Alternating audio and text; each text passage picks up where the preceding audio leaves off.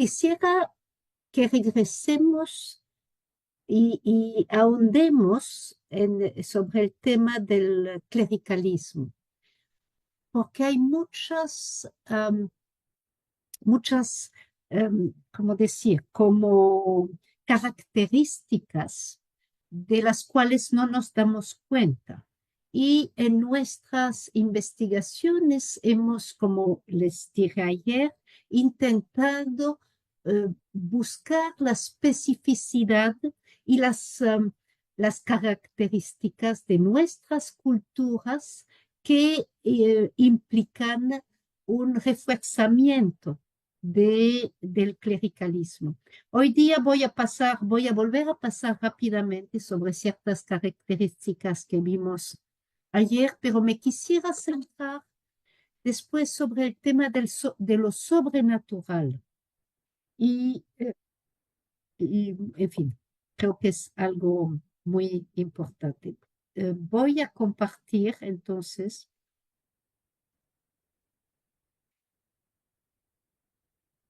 voy a compartir, a ver.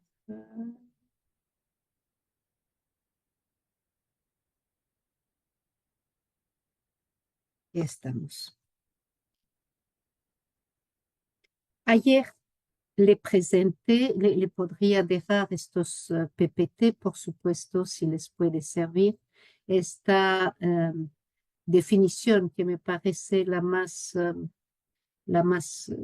completa del clericalismo, y justamente Thomas Doyle, el eh,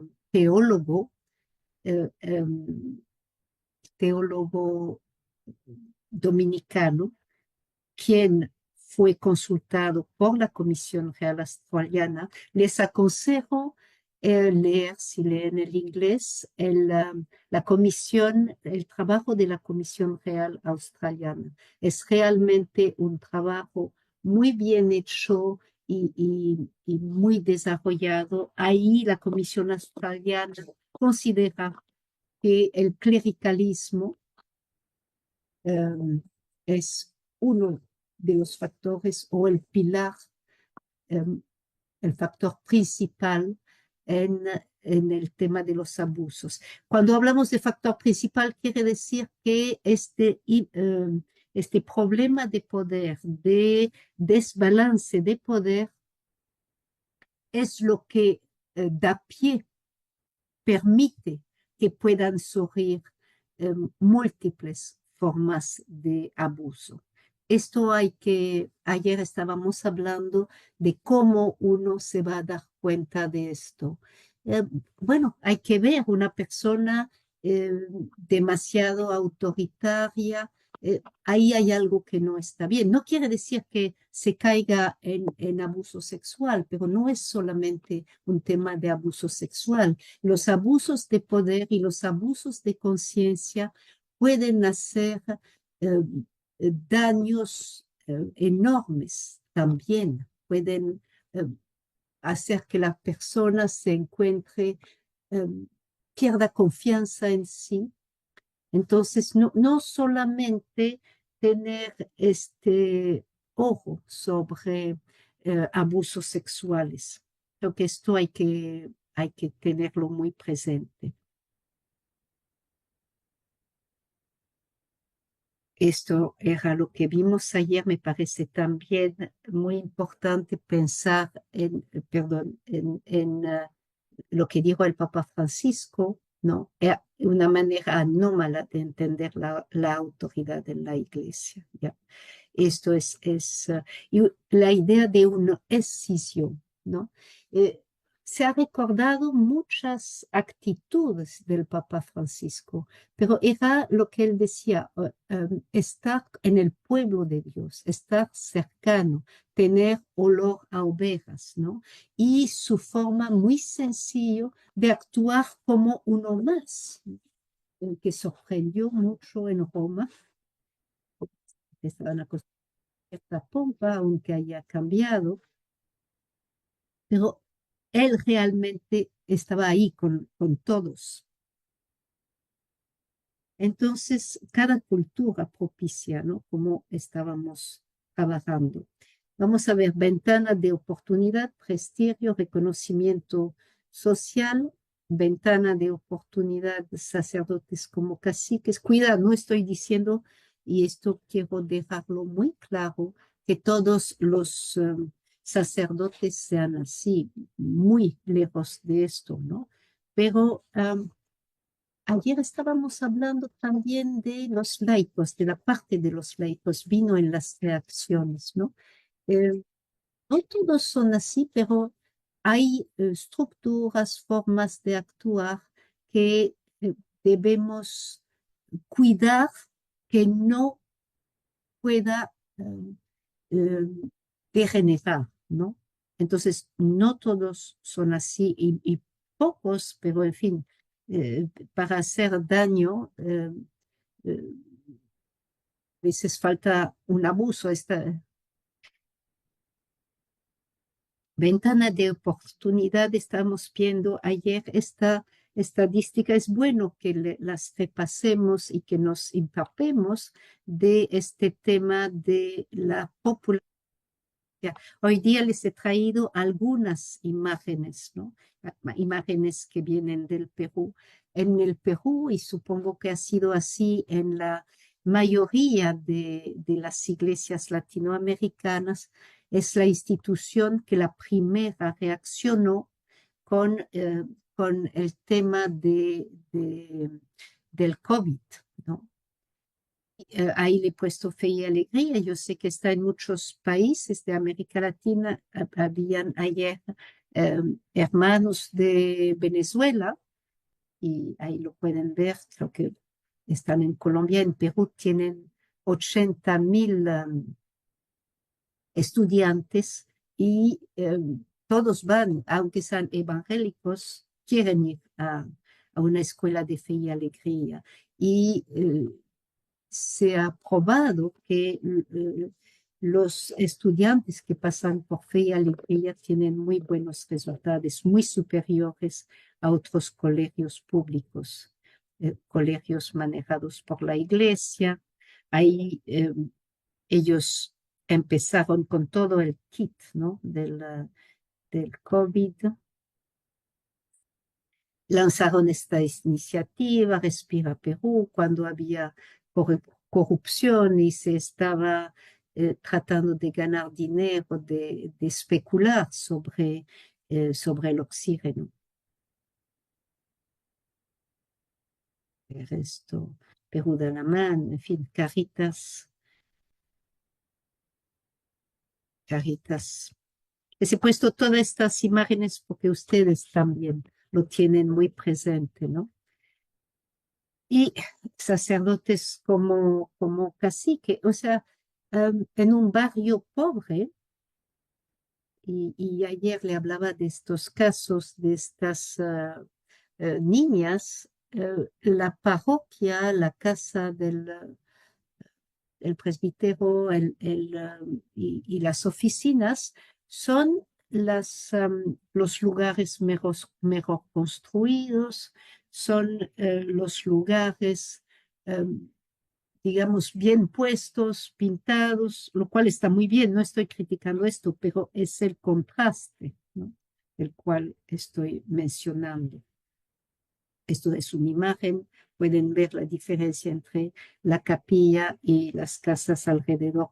No estoy criticando, es un tema de imagen.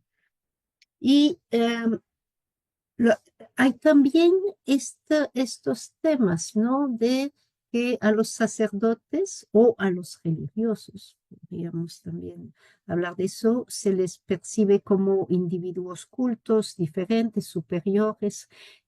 Personalmente tengo una pequeña anécdota. Estuve en el norte del Perú, en una zona pobre que produce café y presenté un tema a los catequistas y al final de la sesión me preguntaron qué tipo de árboles, perdón, debemos sembrar con nuestro café. Y la verdad, me quedé estupefacta me esperaba todo tipo de preguntas sobre la Biblia, sobre el tema que había presentado, pero nada sobre los árboles. Y creo que por ahí va la cosa, ¿no? Me habían visto hablar de Biblia, de dar una reflexión, y entonces consideraban que tenía ciencia sobre todos los ramos, ¿no? Y bueno, y era una laica, una mujer. O sea, hay que pensar cómo pesa, especialmente en el campo, esta, digamos, estas formaciones, ¿no? Y hay un artículo que salió de Cristina Lee en una revista de LASA, si les interesa, le podría mencionar. Es muy interesante porque Cristina Lee, para empezar, es una china que hizo antropología en Abancay. Bueno, Abancay es una provincia del Perú pobre que estaba, digamos, el obispo era del Opus Dei, todavía lo es, y había una formación que se daba una zona muy pobre, ¿no? No es porque era del Opus Dei, pero ella en su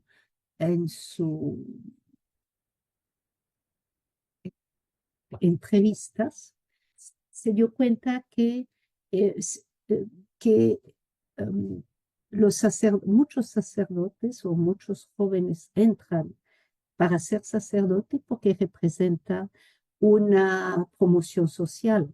Y puedo decirle, porque también he trabajado el tema de las religiosas, que también existe figura. Ahora, menos, la verdad, con toda franqueza, hay cambios en la sociedad, pero en el mundo rural todavía está, y la promoción social implica, y es exactamente la palabra que blanquea, ¿no? En el Perú, en muchos países de América Latina hay rezagos de racismo o un racismo muy presente, y en este caso es, eh, es con, digamos, con los oriundos, ¿no? Es este término de blanquear. Creo que lo debemos tener también presente. También mencionó ahí los buenos modales. Um,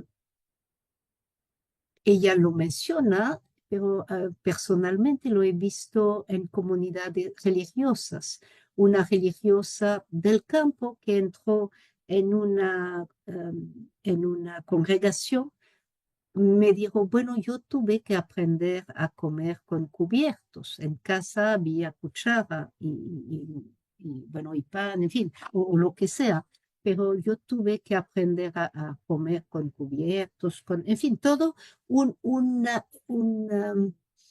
digamos, unos modales que oriundos de Europa. Y quizás no nos damos cuenta, pero se ha hablado mucho de la impronta europea de la Iglesia que todavía se mantiene, y de la forma en que el Papa Francisco ha querido romper esta, esta presencia inadecuada, ¿no?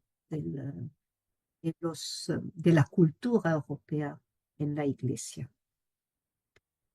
Consideración que estoy como proponiendo, ¿no? Para que ustedes vayan pensando, unas reflexiones para que ustedes vayan pensando en estos temas. Um,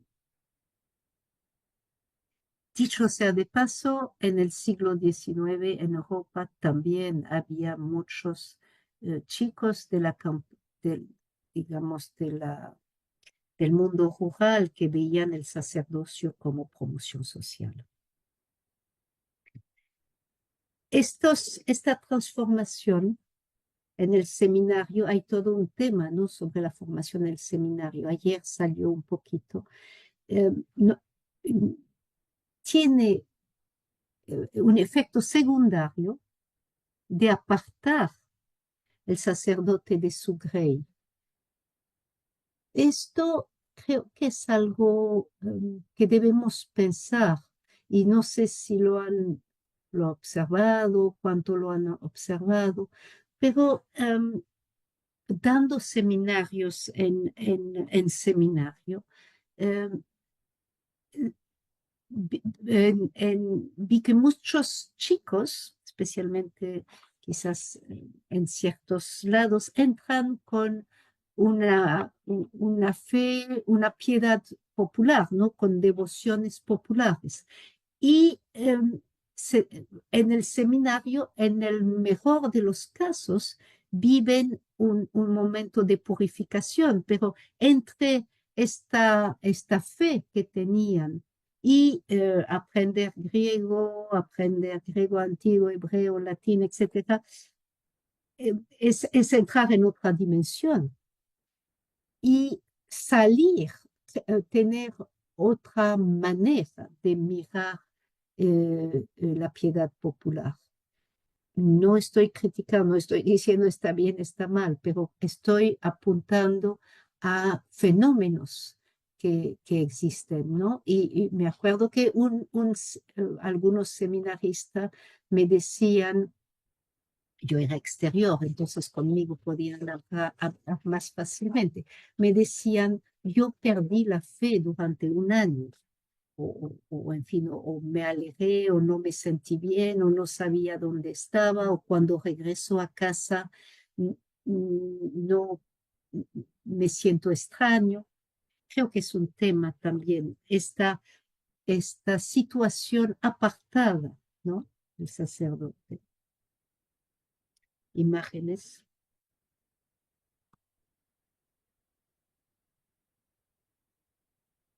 imágenes también.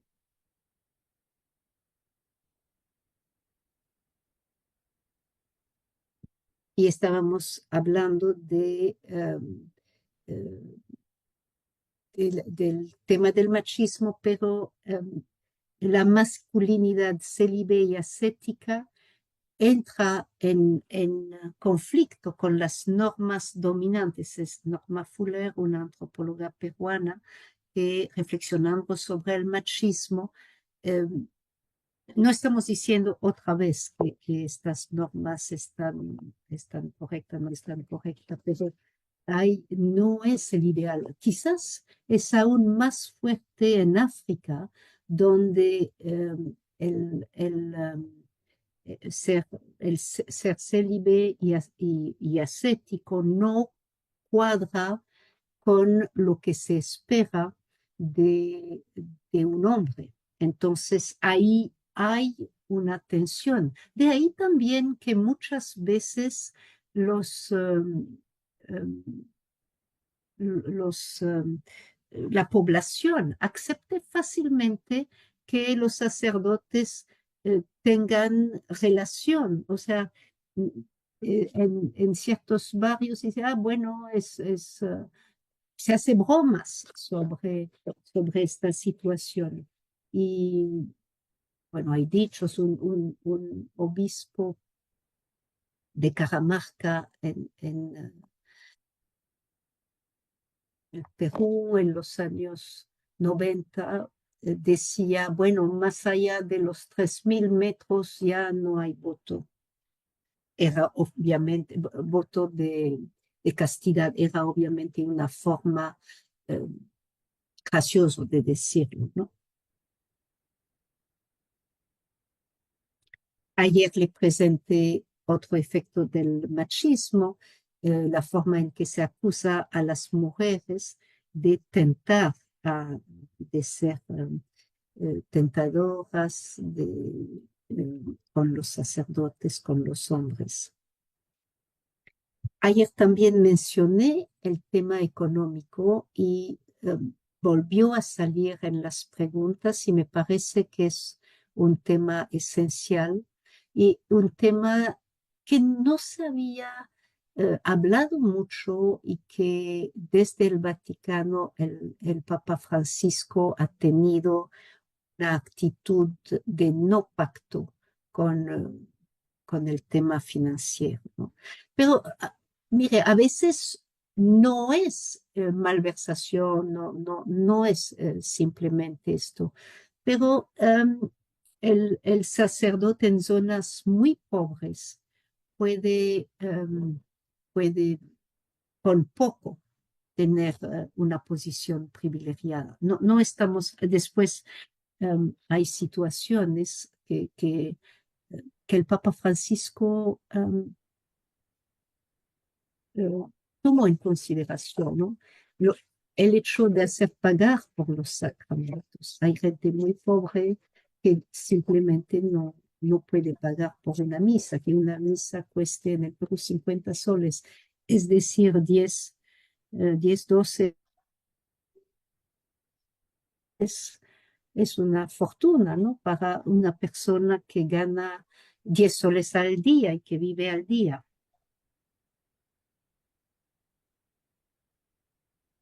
¿No? Esto es lo que le presenté ayer. Quisiera, salvo que tengan alguna pregunta, que quieran de nuevo pensar sobre um, el,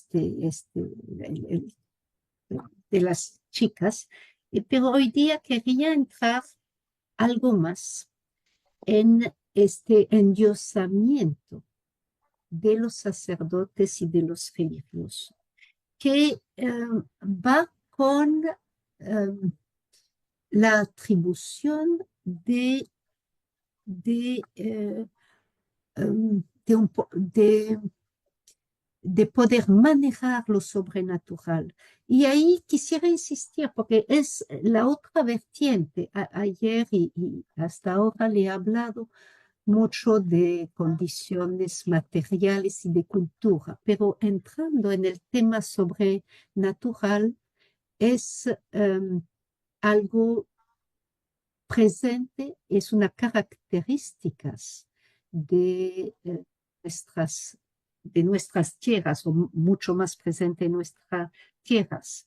Digamos, en países secularizados, el sacerdote actúa en persona Christi en el momento de los sacramentos, pero fuera de esto no tiene este poder sobrenatural como puede tener a menudo o se le considera que tiene en nuestras regiones, ¿no? La idea que el sacerdote eh, puede bendecir, bendice y cambia la situación. En Perú he visto bendecir hasta eh, eh, casa de apuestas o una pantalla que sirve para hacer las apuestas en un hipódromo. Y a mí me sorprendió, pero yo entiendo que se bendice todo. Y esto tiene que ver también con la importancia que se le da a los sacramentales, ¿no? No sé, en el Perú por lo menos no quisiera hablar forzosamente de todos, pero trabajando con mi amiga socióloga argentina, también hemos reflexionado sobre la importancia de los sacramentales. Esto quiere decir que el sacerdote y hasta cierto punto los religiosos pueden crear o manifestar la presencia de Dios a voluntad y con todo lo que pueden significar, ¿no? Y a menudo estos sacramentales, estas bendiciones, para la gente cuenta más que lo que dice el derecho canónico, o sea, que ir a misa, no, para ellos es esta bendición que tiene poder.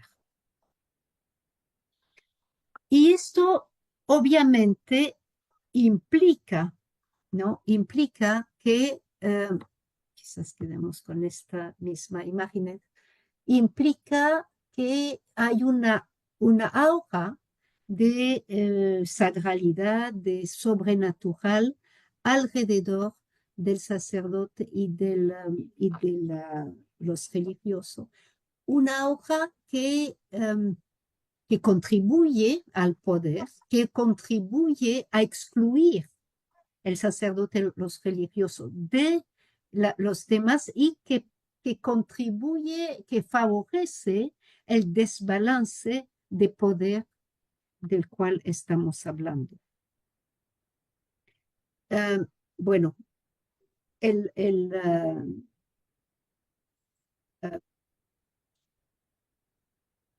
Papa, era el Papa Francisco en la época de Bergoglio que redactó el documento de Aparecida y ahí notó que había un problema de transmisión de la fe, ¿no? De transmisión de las tradiciones. Les he puesto algunas imágenes que son muy familiares para todos nosotros. Hay una dificultad de transmisión de la fe, ya, pero hay lo que nosotras en nuestro trabajo y otras personas están denominando neoclericalismo.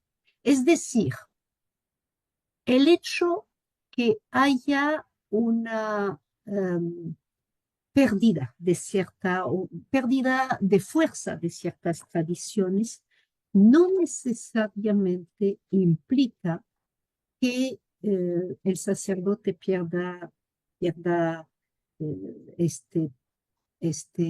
aura, ¿no? de sacralidad. Y ahí me estoy refiriendo a los carismáticos, ¿no? A lo que llamamos los carismáticos. En las misas de sanación, los sacerdotes, o sea, ciertamente cada cual puede imponer las manos, pero se escucha decir, este sacerdote es muy milagroso o con él se hacen muchos milagros. Finalmente se habla de ellos como como antes o como se solía hablar de los santos, ¿no? Tal santo es muy milagroso.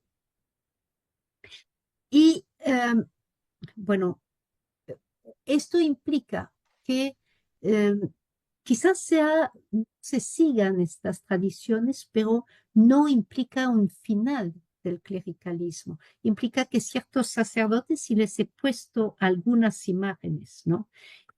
Logran tener, bueno, esto es el canto, pero también pueden ver, ahí están, este sacerdote es un español que vive en el Perú y ha logrado, tiene miles de seguidores, tiene una televisión, etcétera. No estoy diciendo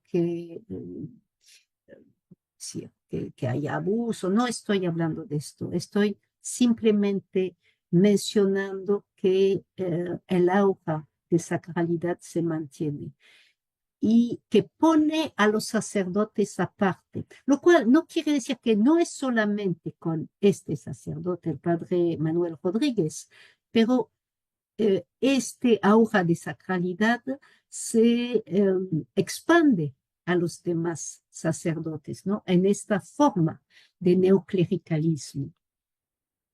Esto quisiera que lo reflexionen, que lo piensen, porque es un tema que uno no aborda mucho y me parece muy importante. Ayer estábamos hablando de imágenes de Dios, hoy día quisiera que se queden con la idea de lo sagrado, qué es lo sagrado, cómo se usa, cómo se manipula, cómo lo concebimos. ¿Ya? Y cómo el hecho que podamos dar una bendición, en fin, cómo esto implica poner la persona como aparte, endiosarla. Bueno, esto era mi conclusión, ¿no? Sí, la elaboración de protocolos era lo que también la conclusión a la cual eh, mencionaba ayer, que es importante entender cómo funcionan los abusos para poder elaborar mejores protocolos. Pero aparte de, y para completar lo que dije ayer, aparte de entender cómo funcionan los abusos, es esencial entender la cultura, ¿no? Y entender cómo transformar esta cultura sin, sin ¿cómo decir? Ayer estaba mencionando estos gestos, ¿no? De que un sacerdote ahora no se atreve a tocar a un niño porque puede pensar, estoy hablando de Alemania, pero en nuestras zonas no ha llegado a veces a este punto, porque pueden haber otros tipos de ideas, pero también ser respetuoso de nuestra cultura y insertar estos protocolos en nuestra cultura. Yo creo que es esencial, ¿no? Eh, cambiar una revisión de normas institucionales, sí, de prácticas, ¿no? De prácticas. Creo que esto es esencial. Bueno, muchas gracias. Espero que dejar de compartir. Espero haberlos estimulado entre ayer y hoy.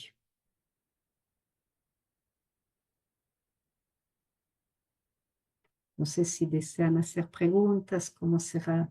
Creo que la dinámica era que eh, se hacían preguntas. Muchas gracias, doctora, por la clase excelente, tanto la de ayer como la de hoy. No sé si, al igual que ayer, quieren tomarse un descanso, tomamos un respiro, unos minutos, y luego y vamos pensando también en qué preguntas dejar también que esto que escuchamos ayer, hoy, vuelva a resonar un poco dentro de nosotros, esta mirada muy interesante sobre cómo es el clericalismo en nuestra realidad latinoamericana y inclusive todo lo que nos mostró como un neoclericalismo también, ¿verdad? Como en el avance de las generaciones esa expresión va cambiando. Entonces, dejar un poco que esto resuene y a ver qué preguntas nos surgen. Damos entonces unos minutitos de break para tomar un vaso de agua, ir al baño y volver rápidamente con las preguntas.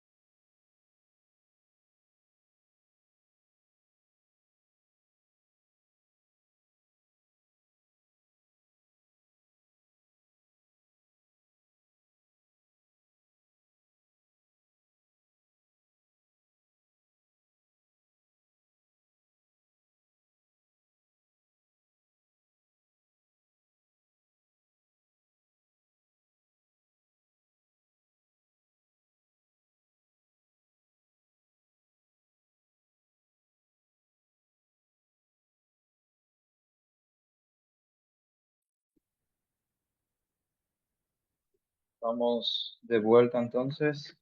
Podemos ir volviendo. Los que puedan, quieren encender sus cámaras para vernos, admirar la belleza de la creación.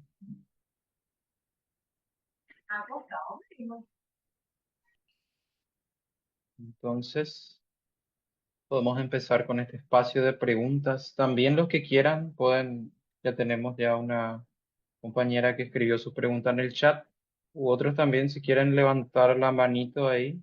Abajo tienen en el botón que dice reaccionar, presionan ahí, le da la opción de levantar la mano. Entonces después se le da la palabra y pueden hacer la pregunta directamente, ¿verdad? Con nuestra docente. Podríamos empezar, entonces fue primero escribió la compañera su pregunta, entonces no sé si la compañera quiere presentar su pregunta o leemos, o le voy a leer la pregunta. Daniela, así es que levantó la mano Daniela. Le vamos a dar la palabra a Daniela entonces, ya que ella escribió primero su pregunta y después seguimos con los demás. Hola, buenas noches. Sí, mi pregunta es precisamente la que está ahí y es de cara a las, como que de cara a la situación que va surgiendo, ¿no? Los fenómenos que representan como los casos de abuso en la iglesia. La pregunta es, ¿qué aspectos crees que se deben tener en cuenta en los seminarios, que es decir, en los espacios que forman a los futuros sacerdotes?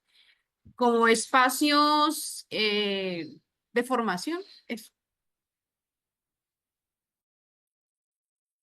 Bueno, es una gran pregunta. No sé si queremos responder a esto.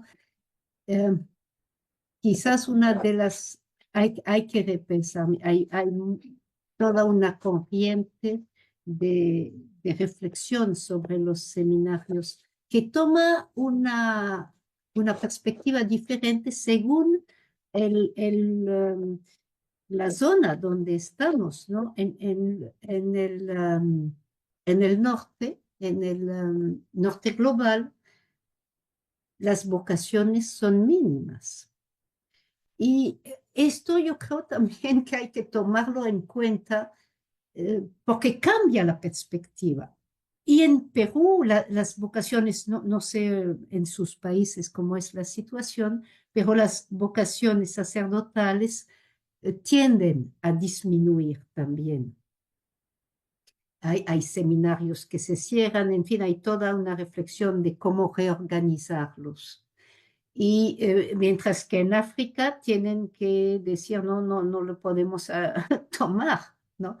Y en Asia había muchos seminaristas y digamos que las vocaciones se han estabilizado. O sea, son situaciones muy diferentes. Y esto creo que quizás es básico, o sea, se debe tomar en cuenta. Y ahí viene el problema, es que si hay pocas vocaciones, yo lo he visto también en congregaciones religiosas, la actitud es ingreír y permitir mucho a las pocas vocaciones. Entonces ahí creo que hay un cambio, ¿no? Hay un cambio que se debe tomar en cuenta. Bueno, esto es un tema. Pero en relación a lo que presenté hoy día, creo que hay, hay, hay que pensar este corte, esta purificación, lo que se enseña, ¿no? Y porque finalmente el seminarista viene de esta cultura, eh, durante varios años entra en otra lógica bastante marcado por un sesgo europeo y cuando sale tiene que volver a encontrarse con esta cultura, ¿no? Yo creo, y para ser un buen sacerdote, es como decía el Papa Francisco, con olor a oveja. Entonces ahí hay una reflexión que se debe hacer, ¿no? Que se debe que se debe hacer. Los seminarios no han cambiado desde siglos. Claro, el tiempo de la iglesia es diferente, pero la sociedad cambia y los que entran cambian.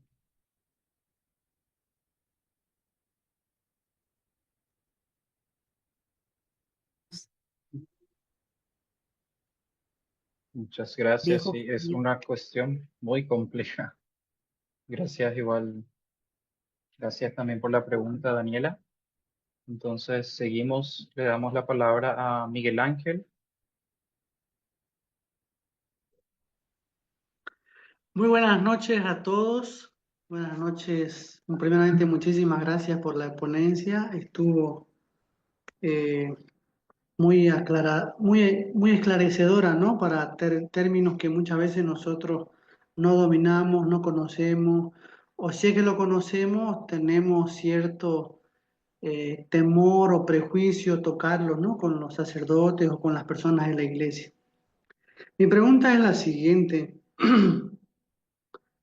Si bien hay normas preestablecidas, hay protocolos, están los, diremos así, los estatutos parroquiales o los decretos de cada diócesis o vicariato para poder trabajar con la feligresía en general,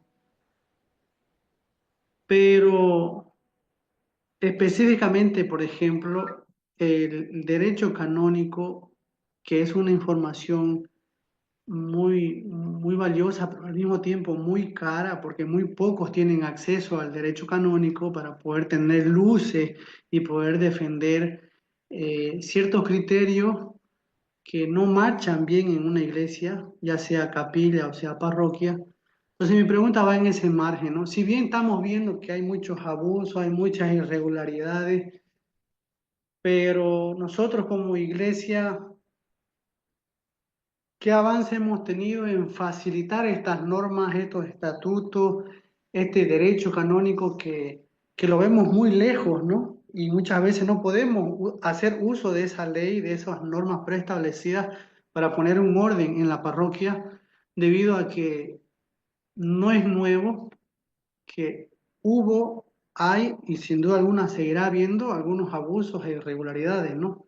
Entonces, en ese entendido, mi pregunta es, una vez más, como entidad eclesial, en este caso creo que aquí estamos casi la mayoría de Latinoamérica, todos, hay muchos latinos, como CELAN, ¿qué, qué hemos hecho para que estas normas, estas leyes, estos estatutos, el derecho canónico, esté más accesible para el estudio de nuestras comunidades? Ya, muchas gracias. Sí, el derecho canónico. Eh, bueno, el derecho canónico, el Papa Francisco ha incluido muchas medidas sobre el tema de los abusos, ¿no? A menores, en fin, se ha incluido, el Papa Francisco en fin, y los especialistas ha incluido la noción de persona vulnerable, por ejemplo, que es algo muy importante, ¿no? No solamente pensar en menores. ¿Qué se puede hacer? Mire, creo que se necesita una reflexión, ¿no? Se ha insistido con la sinodalidad, ¿no? Se insiste sobre la necesidad de tener un consejo parroquial, ¿ya?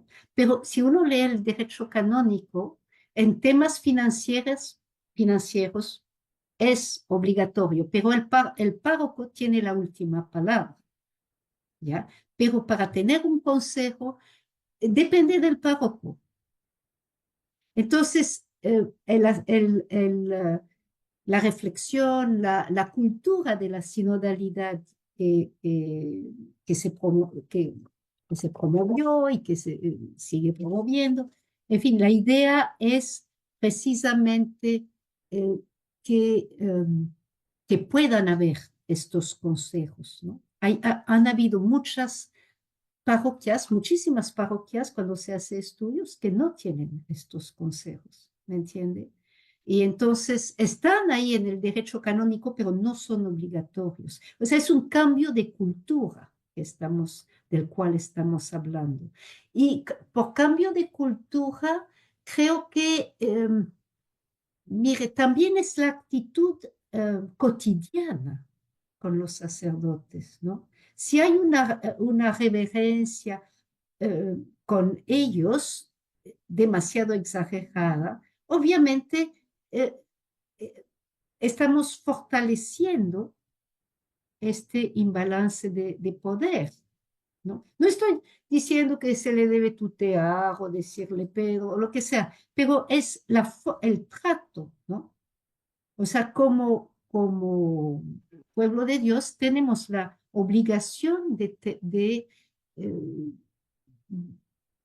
hablar. El Papa Francisco decía, hagan líos, ¿no? Bueno, pero sin, digamos, líos bonitos, vamos a decir así, pero de decir lo que pensamos, ¿no? Tenemos la obligación de hablar. Yo creo que es una obligación desde los laicos, no es solamente podemos hablar o no, es una obligación. Es hablar a tiempo y destiempo, ¿no? Para hacer una referencia a San Pablo, ¿no?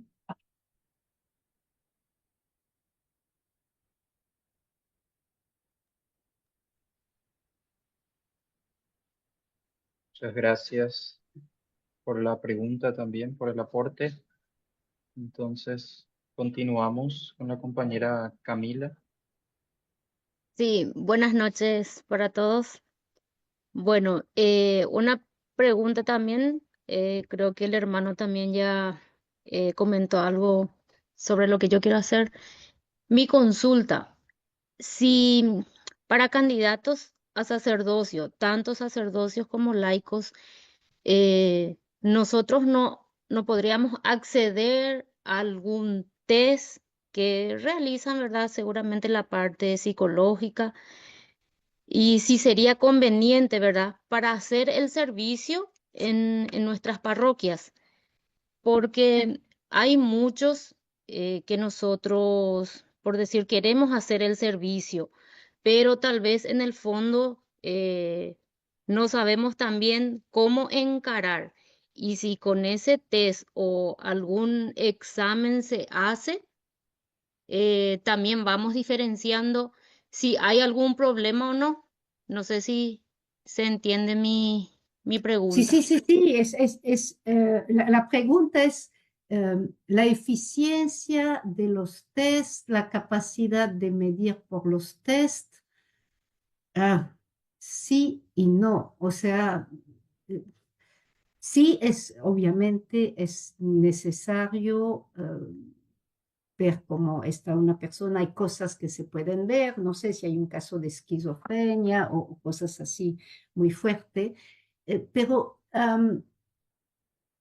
de lo que he escuchado, no soy especialista, pero he escuchado muchas personas muy vertidas en esto, especialistas de abusos, psicólogos, que es muy difícil um, evaluar, ¿no? Y ayer estaba mencionando que el promedio, la edad promedio cuando un sacerdote, de los sacerdotes que abusan es 39 y pico de años, casi 40 años, que no es la edad de la población en general, de los laicos, no es mucho más joven. Es decir, son personas que están intentando dominar ciertas pulsiones, ¿no? Se ha hablado mucho de esto en relación a la homosexualidad, por ejemplo, ¿no? Que en sociedad que no son permisivas, la persona siente esta inclinación o qué sé yo y quiere dominar, ¿no? Así y finalmente no puede funcionar así si no hay una sana relación, lo cual no quiere decir que ellos son capaces o no de castidad, no estoy entrando en esto, pero entrar para que el sacerdocio o la vida religiosa solucione un problema psíquico, no es una buena entrada. Es igual con la pedofilia, ¿no? La pedofilia es muy difícil identificar y la persona que siente esta atracción obviamente le da repugnancia, le da rechazo, la mayoría, pero si uno entra en el sacerdocio, la vida religiosa, para tratar de dominar esto, y a la vez entra porque va a estar en contacto con niños, a menudo hay esta ambivalencia, ¿no? Está atraído por los niños, pero en fin, quiere evitar, no es una solución. Estoy pensando en lo que eh, escuché, que me parece muy interesante, que se ha hecho, ¿no? Antes existían los preseminarios, ¿sí? Entonces, niños o pequeños seminarios, en fin, como se llamaban, chicos de 11 años entraban en estos pequeños seminarios y lo cual a menudo terminaba bloqueando su desarrollo, su desarrollo psíquico, ¿no? Y se quedaban como de 11 años. De ahí también cuando hablamos de pedofilia, no es solamente atracción por el cuerpo, no, es también una persona que ha crecido, pero que no ha madurado y se siente más a gusto con los niños. Entonces, el suprimir es, yo no soy especialista otra vez, no he investigado esto, ¿no?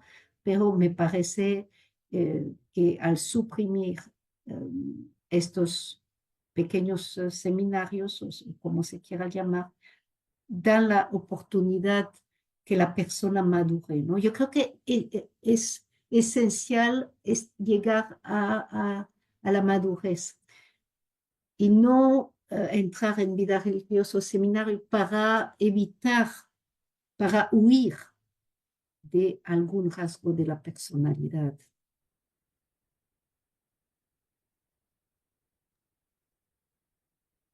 Lo van a ver todo en todas las sesiones, ¿no? Hay que reflexionar, es que no, sería lindo tener una respuesta en blanco y negro. Bueno, es así, ya se acabó. No, es una, como dice, es una investigación en camino, ¿no? Entonces, y hay que, bueno, la vida es así, en la vida cristiana es así, es un camino, ¿no?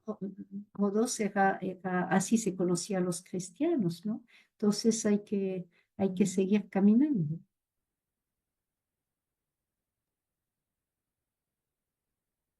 No sé si había... Así es, doctora, muchas gracias. Sí, es un constante discernimiento todo esto, es un constante también pensar respuestas e ir ensayando también esto, que definitivamente hay un aporte que puede hacer la psicología en esta Sí, cuestión. sí, las ciencias, ¿no? Las Este aporte ciencias. es muy importante, ¿no? Escuchar a las ciencias.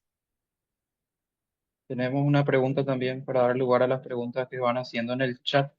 Entonces, una compañera María dice, qué importante desarrollar el tema de la sacralidad cuando se pone en el plano de milagroso al sacerdote. Es más Así es. factible que los padres o madres le dejen sus hijos menores sin vigilancia. Considera que esta pueda considerarse un factor de riesgo, dice. Sí, claro. Llegar a este endiosamiento es muy peligroso. Mire, esto es esta forma de neoclericalismo que finalmente la relación que se tenía con los santos por una dislocación en la cultura, en la piedad que expresa, ¿no? Expresa Aparecida, el documento final de Aparecido, ha hecho que ciertas figuras tengan espacio. Este carisma de ciertos sacerdotes me parece que puede ser peligroso, puede ser, otra vez, no. Y entonces ayer no entré en esto, pero hay esta confusión entre lo que es sagrado y lo ético, que no necesariamente puede ser así, ¿no? No necesariamente. Y a partir del momento en que se ve al sacerdote como una persona cercana al sagrado, con este aura, se le atribuye ética.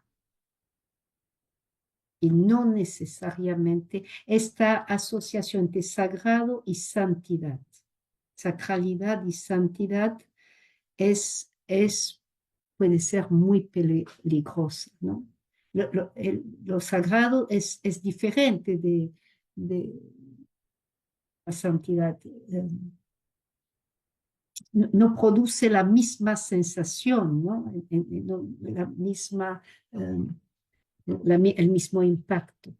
¿No? Es una reflexión que merece hacerse, que ha hecho el teólogo franco-alemán Christoph Theobald, que es un especialista de la sinodalidad, y me parece algo muy importante.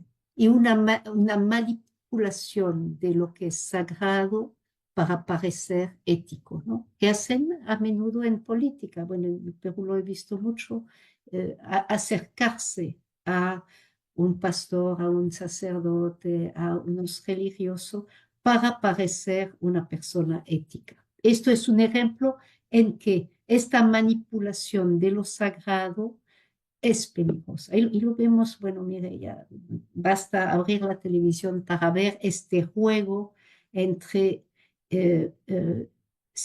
la sagralidad de lo sagrado y lo ético o lo bueno para la humanidad, ¿no? Hay esta manipulación que vemos mucho en estos días. A reflexionar, ¿no? A reflexionar. A mí me parece algo muy importante. Definitivamente. El compañero Milton también había levantado la mano. No sé si quieres presentar tu pregunta todavía. ¿Estás con nosotros? Sí, pensé que no alcanzaba. Buenas noches. No voy a encender la cámara porque no me funciona, no sé por qué. No, mi pregunta, bueno, yo estaba, mientras la doctora hace la exposición, yo también pensaba, y lo he pensado varias veces sobre las otras iglesias, ellos cómo han manejado el tema del abuso. Y me preguntaba también, y creo que esta discusión ya se ha hecho, ¿será el celibato obligatorio también una posible causa de que los abusos se presenten de manera tan numerosa dentro de la Iglesia Católica? Bueno, esto es un tema que se va discutiendo y discutiendo y discutiendo. En la realidad, el celibato en sí no necesariamente lleva al abuso. Yo creo que esto todos los psicólogos, todos se acuerdan, acuerdan que esto no funciona así. Pero más que tema de celibato, primero tiene que ser un celibato bien asumido, ¿no? Uno no entrar en religión para evitar cierta tendencia o ciertas atracciones.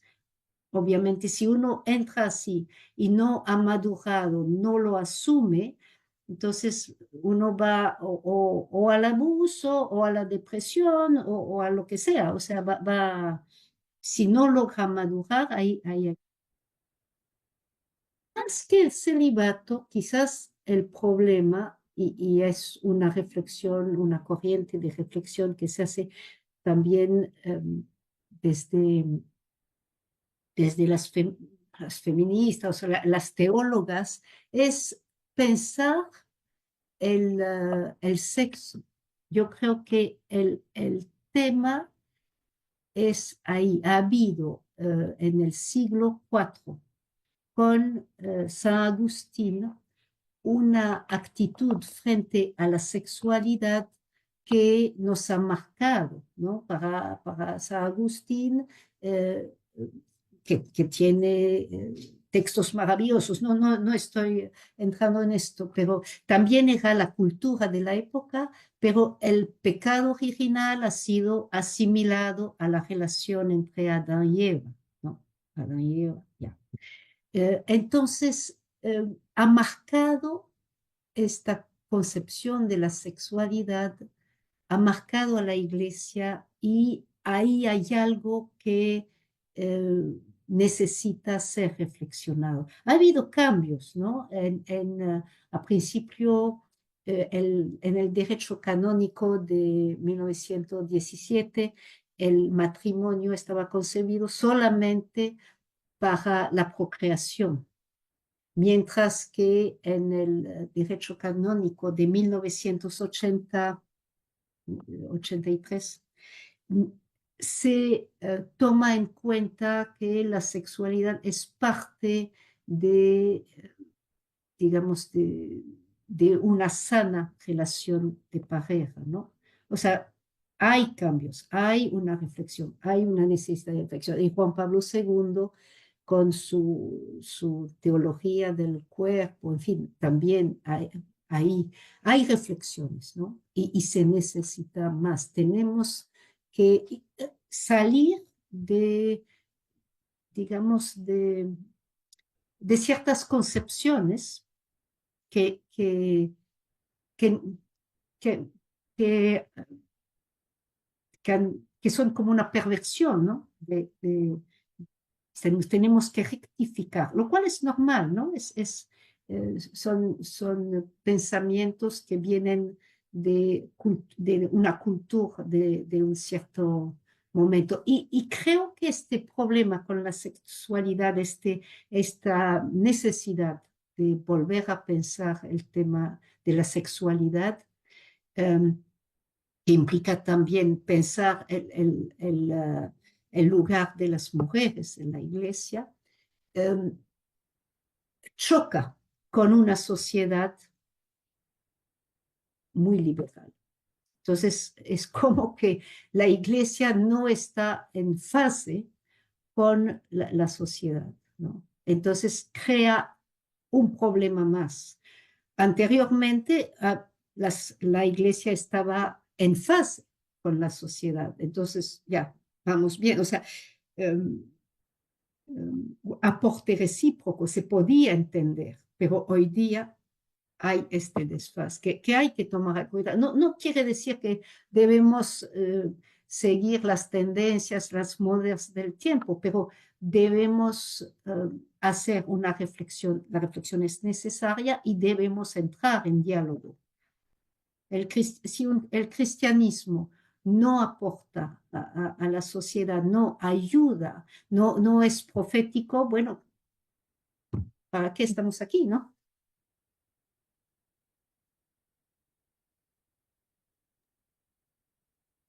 Así es muy importante pensar en estas cuestiones, sobre todo realmente muy necesario pensar sobre la sexualidad, hablar sobre la sexualidad en nuestra iglesia, que muchas veces genera mucha dificultad, mucho choque, pero es ciertamente necesario. Muchas gracias, Milton, por la pregunta. Entonces, seguimos también primeramente con una pregunta del chat. Creo que ya vamos a aviso, ¿verdad? Estamos llegando como al final del tiempo, entonces quizá nos dé para responder todas las preguntas, pero igualmente les agradezco a cada uno por plantear sus preguntas. Hice una pregunta aquí de María del Carmen. ¿Qué nos puede sugerir para que podamos tocar estos temas con los sacerdotes sin que se sientan atacados?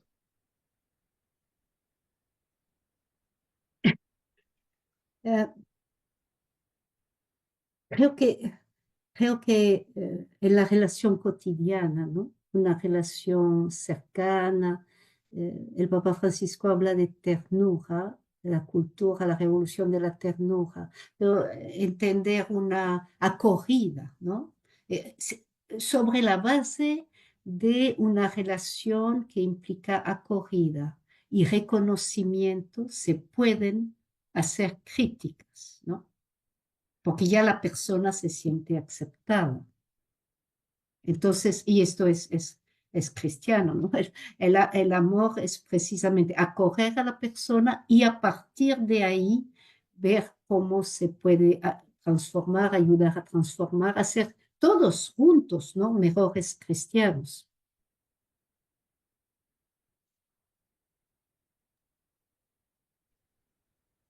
Ciertamente. Estamos juntos en este proceso de renovar nuestros ecosistemas relacionales, nuestro modo de relacionarnos como cristianos, cambiar. Vamos a seguir un poco otra vez con una pregunta del chat también. Dice que sobre el clericalismo nuevamente. Gracias por tocar el tema, dice Carlos, el tema de las misas de sanación. No me parece mal ya que es una forma de auxilio espiritual, pero son personas muy vulnerables y confunden el poder de la oración con la de un sacerdote milagroso y se convierten en personas sotanas. No van a misa por Dios, sino por el sacerdote. ¿Esto sería clericalismo? Pregunta. Así es, neoclerical, o lo que he llamado neoclericalismo ya, pero sí, claro, es muy peligroso, muy peligroso y se ha visto muchos casos de, digamos, de perversión en esta situación. Ahí también hay que pensar que el sacerdote que se encuentra adulado, endiosado. En fin, hay que tener una fuerza excepcional para no dejarse llevar por esto. Pensemos en Jesús en San Juan, ¿no? Cuando da de comer, podríamos pensar, traducir, bueno, ya el sacerdote, han habido milagros o la gente piensa que ha habido milagro en la misa. Jesús huye, no quiere que la gente lo haga rey, no quiere que la gente le dé poder. Ahí vemos una reacción sana, o sea, una reacción que debería ser el modelo, ¿no? O sea, huir, no, nos entendemos, ¿no? Pero no dejarse llevar por esto. Pero ahí tenemos la responsabilidad de no endiosar a la persona. Así es. Le damos entonces la palabra nuevamente a Miguel Ángel. ¿Una pregunta, un aporte? Eh, sí, muchas gracias. Complementando así rapidísimo y al mismo tiempo vuelvo a preguntar similar lo que yo decía al inicio, ¿no? El tema de, si bien dentro de nuestras catequesis, porque así ya se denomina el curso, ¿no? Ambiente seguro en la catequesis. Más que el ambiente seguro, yo creo que también tendríamos que replantearnos y ver qué posibilidades hay de mejorar nuestros temas catequéticos, ¿no? Porque mucho se habla entre, no, entre gente entendida en la materia, pero muchas veces no queremos hablarlo en nuestras catequesis. Un ejemplo, el tema de lo que decía Camila, el tema emocional dentro de la vida religiosa. ¿Qué equilibrio se encuentra? O sea, si a un candidato que va a entrar a la universidad de cualquier sea la carrera, se le hace un seguimiento para ver un test, diremos así, prevocacional, postvocacional. De igual forma, dentro de todo lo que somos catequistas o todos los que son religiosos o religiosas, y como lo que decía el hermano Milton también, ¿no? Eh, si vemos de que en nuestro entorno hay ese peligro de que se dé esa mala fama o buena fama a, a nuestras autoridades eclesiásticas, la pregunta sería una vez más, ¿no? Material, ¿qué material podríamos abordar dentro de la catequesis para tratar temas tanto emocional y, como decía Milton, sexual? Porque no dejamos de ser humanos por el tema de que vayamos a la iglesia, digamos, no, igual siguen siendo personas de carne y hueso, pero muchas veces le tenemos como que un poquito de miedo, de temor, de vergüenza, pudor, no lo sé. Entonces, en ese entendido, yo parto de que como catequesis aquí latinoamericana, plantear un nuevo pénsul, digo yo, de materia sin necesidad de escandalizar, teniendo en cuenta esta línea que le voy a leer, que me gustó mucho, dice, para poder ser un buen catequista, si bien hay que aprender, pero también hay que desaprender de lo que yo quiero enseñar para enseñar lo que se debe enseñar. Pero al mismo tiempo, si ya aprendí y tengo que desaprender para aprender, tendría que reaprender, pero ya de los errores latentes que no son novedad. Lo tuvimos, lo tenemos y lo tendremos, pero no hay temas catequéticos que te digan fuera del colegio o de la universidad. Sería lindo que como iglesia también digamos tema emocional y mostrar la variedad de las emociones. Tema sexual y mostrar, ¿no? ¿Qué es lo que nos dice algún libro filosófico, teológico, la Biblia, no sé? Pero hablarlo sin miedo, sin vergüenza, creo yo de que, como decía la hermana al inicio, si bien hay cosas ya muy radicales en Alemania, en Europa, no esperemos a ese extremo. Estamos a tiempo de poder subsanar eso si tan solo habláramos, como decía el hermano, o una pregunta por ahí, sin necesidad de ofender al cura, ni a la hermana, ni al religioso, ni al catequista, pero invitarlo a ¿cómo le podré preguntar? A una retroalimentación de lo que ya sabe, porque muchas veces caen en la zona de confort y ahí viene el desequilibrio, ¿no?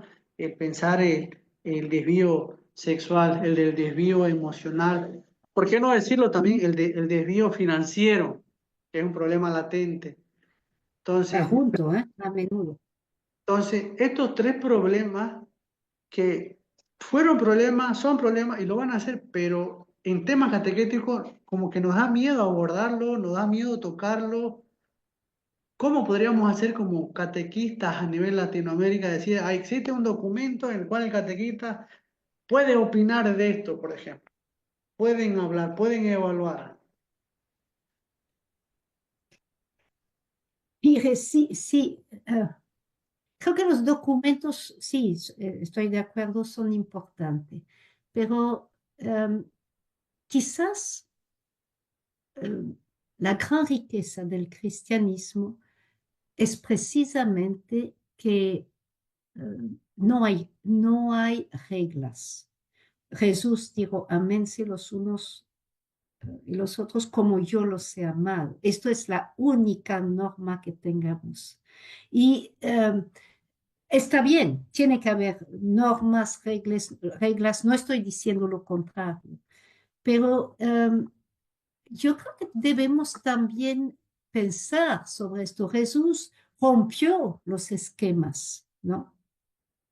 Y estaba en el momento presente con la persona, en función de la persona. Sabía ponerse a nivel atento a la persona con la cual estaba, ¿no? Yo creo que esto quizás no se ha reflexionado lo suficiente, pero me parece muy importante. Estoy de acuerdo que necesitamos normas, no estoy diciendo que no, pero mire, comparado en América Latina uno no se da cuenta tanto, pero con el Islam, con el judaísmo, donde son religiones de normas, el hinduismo, ¿me entiende? No es una de nuestras características como cristianos es que Jesús no dejó leyes. Dejó la ley del amor, que es muy exigente. Es mucho más exigente que el decálogo.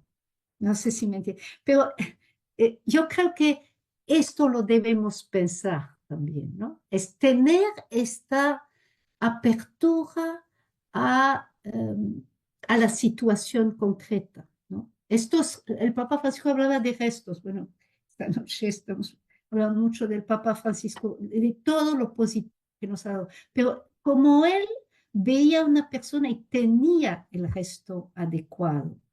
Cuando hablamos de, ahí vi pasar tema corrección fraternal. Bueno, va por ahí, pensar en la persona tal cual es, tal cual son sus fallas, sus necesidades, y llegar a ella como un individuo único, ¿no?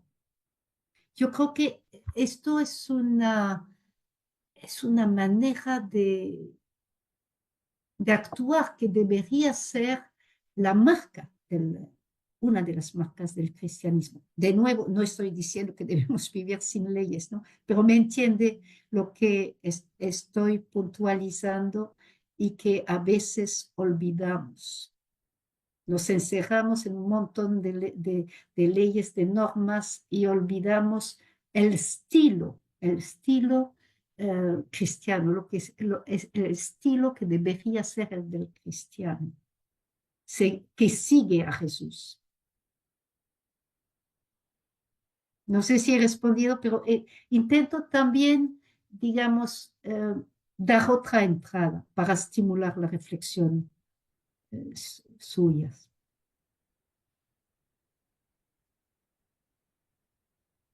Vi Muchas pasar una gracias. pregunta sobre Sí, cómo vamos en los abusos. Hay menos, hay más, ¿no? Alguien dijo esto y me parece una pregunta muy importante y muy válida. Bueno, es bien difícil evaluar eh, porque hay un montón de factores que entran ahí.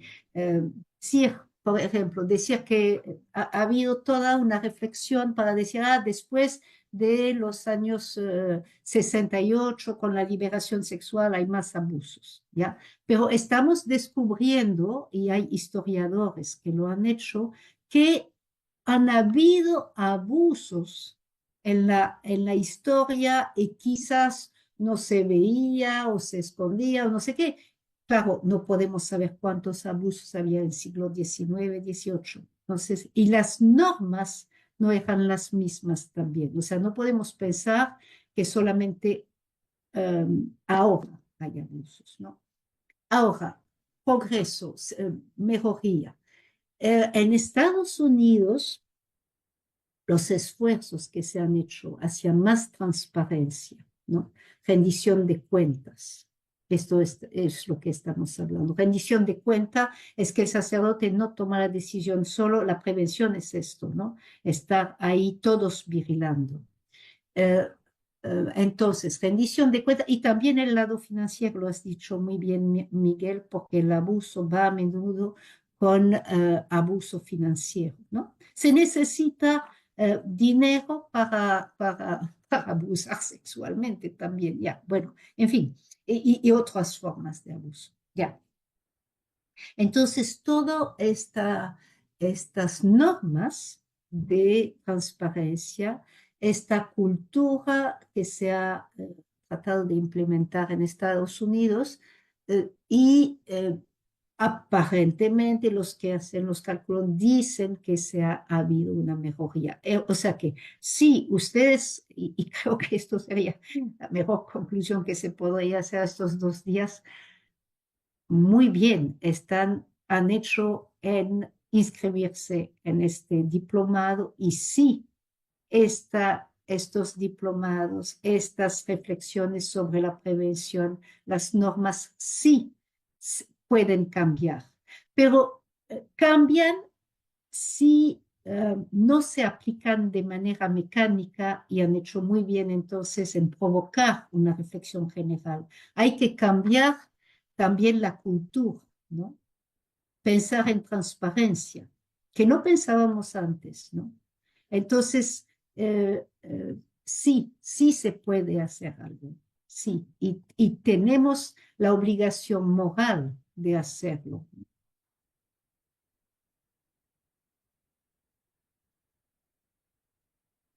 No sé si había alguna otra cosa de importancia que estaba ahí.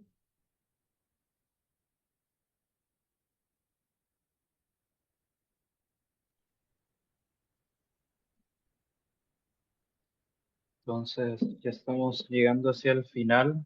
Sin duda ha sido un intercambio entre preguntas, respuestas, un diálogo que genera y que nos invita y nos motiva a la reflexión. Esa es la finalidad también de este espacio, era formativo, de encuentro, de diálogo y que nos remita hacia nuestra realidad. Y sobre todo esto era de no responder de una manera minimalista ante un fenómeno que es complejo. Entonces, juntos, sinodalmente, trabajar, discernir y también con el aporte de las ciencias y con el estilo de Jesús, que es lo que se ha remarcado también en las respuestas. Así Llegamos es. entonces contigo, Marcial. Muchas gracias, Fabio. Y es el momento de agradecer a la doctora Verónica por estos conocimientos, por estas palabras que nos van a ir despertando para pensar, repensar por dónde, ¿no? Y todo lo que hemos ido dialogando, ver y aterrizar en nuestras pastorales. Y eso también se va a palpar en nuestro trabajo, en nuestro primer trabajo de este módulo, ¿no? Agradecemos, doctora, por lo menos nos comprometemos todos los que estamos iniciando este curso, este diplomado, rezar por usted, rezar Ay, para que gracias. la sabiduría siempre le acompañe y vaya acompañando y despertando a los demás o con los que se cuente con este tema, ¿no? Que como le decía en el video, ¿no? Quizás para algunos momentos y algunos de ustedes también lo están viviendo, ¿no? Es difícil sobrellevar, ¿no? Ahí decía el Papa, hay amenazas, va a haber mucha gente que nos va a trabar, pero queremos formar un ambiente seguro, que la iglesia sea más segura, ¿no? A nombre del Cevitepal, doctora, muchas gracias y estamos siempre atentos a todas sus futuras investigaciones. Creo que también va a brindar el aporte, la traducción de este libro que lo va a tener. No sé si nos puede comentar también o anticipar.